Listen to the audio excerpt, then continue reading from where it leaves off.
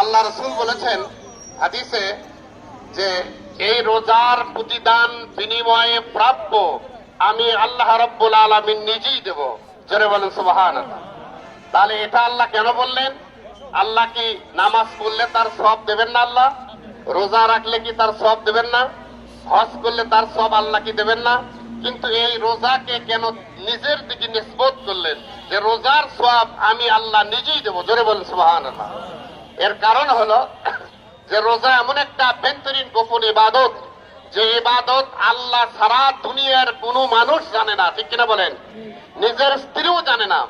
আমি যদি শেষ রাত্রিতে সাহারি করার পর রোজার নিয়াত করলাম, কিন্তু দুপুর বেলা আমাকে যখন তৃষা ক্ষুধা লেগেছে, ঘরের ভেতরে ঢুকলাম, ঢুকিয়ে ঘরের ভেতরে যা মুড়ি যা কিছু আছে খেয়ে পানি খেয়ে বের হয়ে এলাম, দেখতে পারলো কেউ? কেউ দেখছে? কেউ দেখেনি। কে দেখছে? আল্লাহ সুবহানাহু ওয়া তাআলা।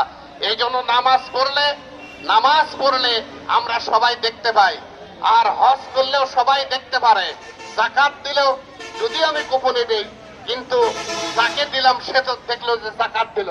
এই জন্য রোজা এমন একটা আভ্যন্তরীণ গোপন ইবাদত, আল্লাহ ছাড়া কেউ দেখে না। এই জন্য আল্লাহ তাবারক তাআলা নিজেই বলেছেন এই রোজার বিনিময় সওয়াব প্রাপ্য পাওনা আমি আল্লাহ নিজেই আমার বান্দাদেরকে দেবো। জোরে বলেন সুবহানাল্লাহ। সেই সওয়াবটা একমাত্র আল্লাহর জান্নাত। সেই বিনিময়টা কি? একমাত্র আল্লাহর জান্নাত। এই জন্য এই মাস আমরা পেয়েছি, এটা কোরআন নাজিলের মাস এবং কোরআন বিজয়ের মাস।